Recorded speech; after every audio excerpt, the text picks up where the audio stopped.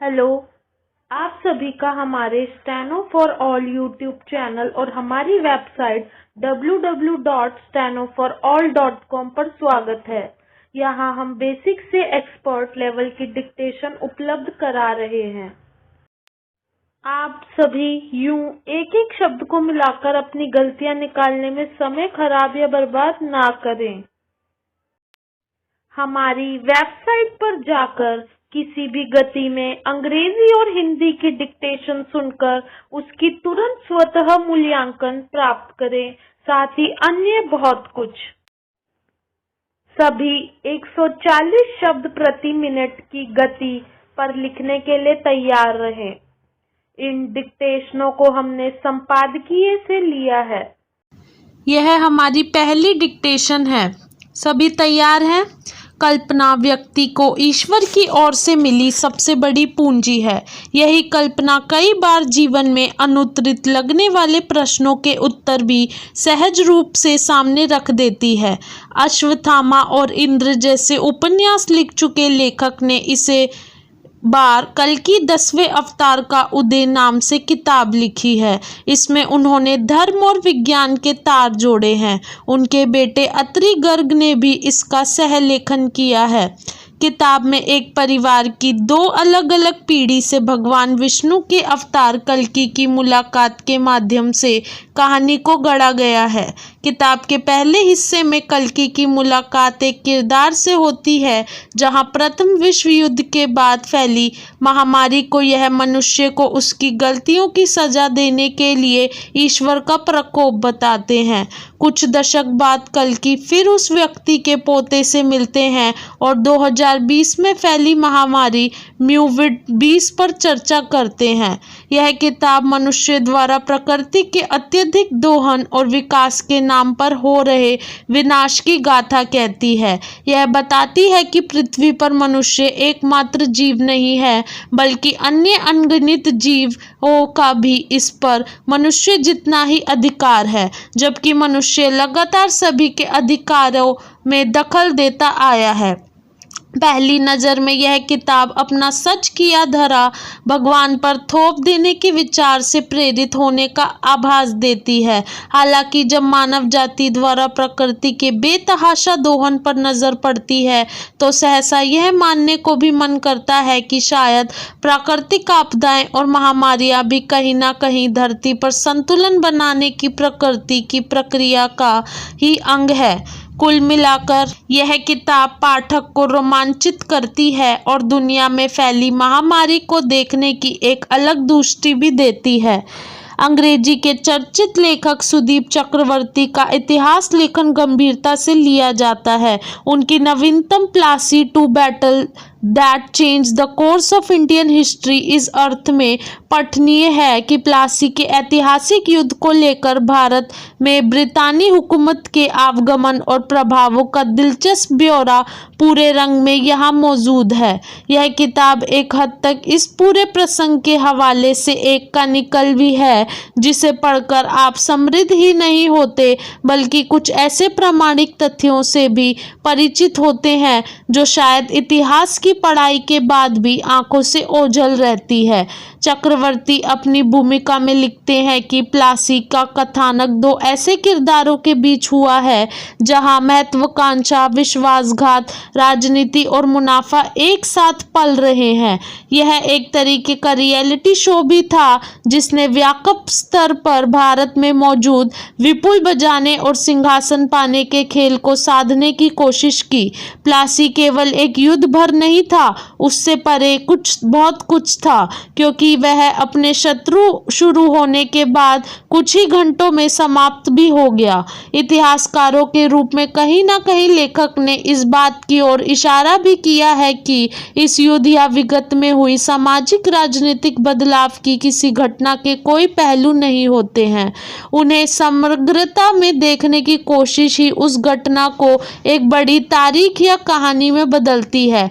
प्लासी के युद्ध में उस दौर में जितना राजनीतिक संदर्भों में देखने की जरूरत है, उतना ही उसे कूटनीतिक स्तर पर भारतीय परिप्रेक्ष्य में आकलन करने की आवश्यकता भी।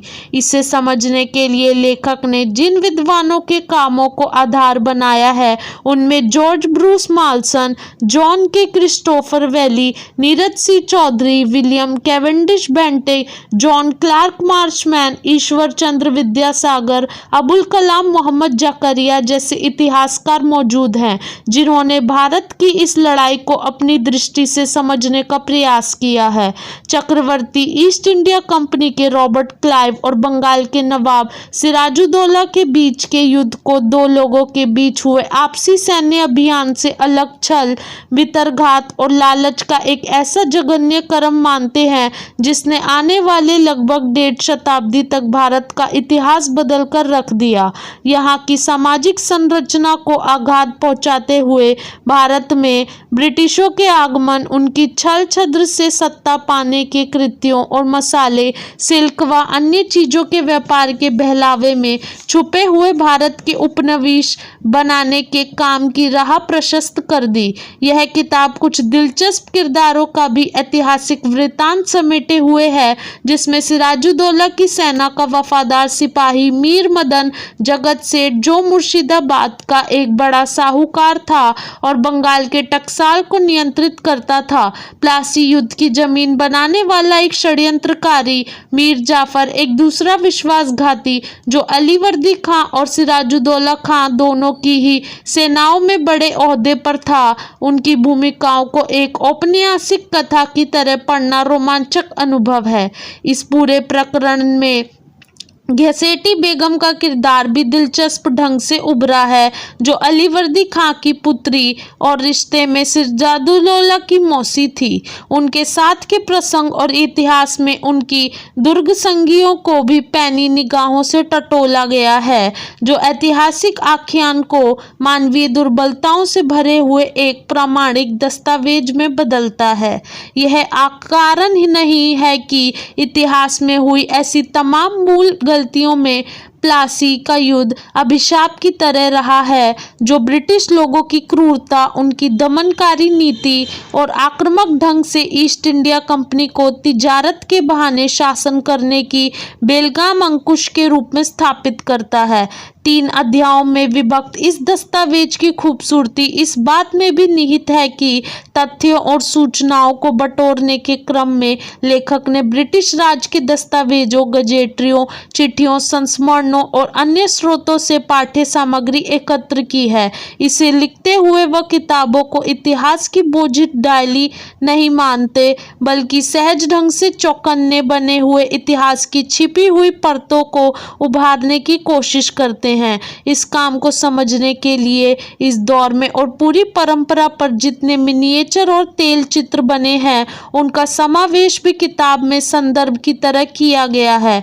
यह रोचक और इस पूरे घटनाक्रम को एक विजुअल इम्पैक्ट देता है जिससे नैरेटिव में मौजूद तनाव और नाटकीयता दोनों ही उजागर होते हैं।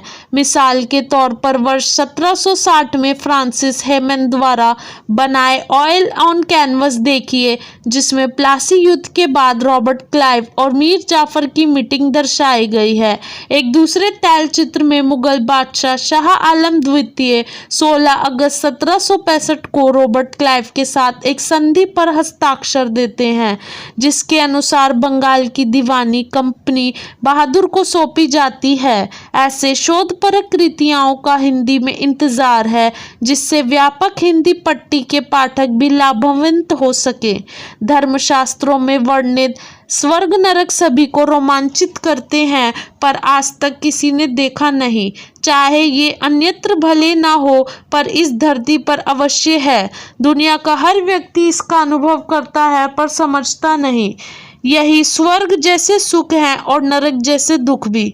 जिस समाज में शांति, सद्भाव और भाईचारा है वही स्वर्ग है क्योंकि वहाँ सुख समृद्धि है। इसके विपरीत जहाँ इनका अभाव है वही नरक है क्योंकि वहाँ हिंसा, घृणा, द्वेष और अशांति के सिवा कुछ नहीं होता। स्वर्ग और नरक की परिभाषा भी यही है। यह पूर्णतः मनुष्य पर निर्भर है कि वह किसकी स्थापना करना चाहता है। इसके लिए अन्य कोई कारक जिम्मेदार नहीं। गीता के 16वें अध्याय में श्री कृष्ण कहते हैं, स्वयं का नाश करने वाले नरक के 3 द्वार हैं, काम, क्रोध और लोभ। आत्म कल्याण चाहने वाले पुरुष को इनका परित्याग कर देना चाहिए। जो इनके वशवृत्ति होकर जीते हैं उन्हें न कभी सुख मिलता है न शांति।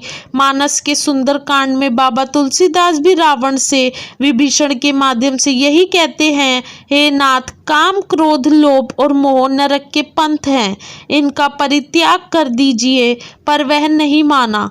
परिणाम किसी से छिपा नहीं। वस्तुतः संसार में होने वाले सभी अपराधों के मूल में यही है जो दुनिया को नरक बनाते हैं। काम से तात्पर्य केवल काम वासना से न होकर मनुष्य के मन में उत्पन्न होने वाली समस्त इच्छाओं से है, जिनकी पूर्ति में वह सदा प्रयत्नशील रहता है। इस दृष्टि से काम मानव जीवन के उद्देश्यों के प्रति में सहायक है, पर अनैतिक कामनाएं मनुष्य के लिए नरक के द्वार खोल देती हैं, अर्थात केवल दुख और अशांति को जन्म देती हैं।